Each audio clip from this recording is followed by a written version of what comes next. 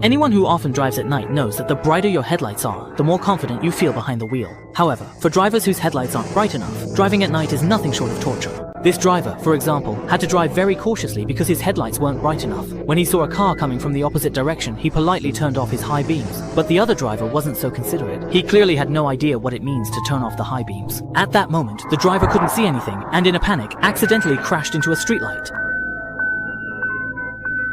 From another angle, you can see that there was a raised section in the middle of the road, which is what caused the accident. The driver with the high beams on witnessed the entire accident, but he just smiled and drove away.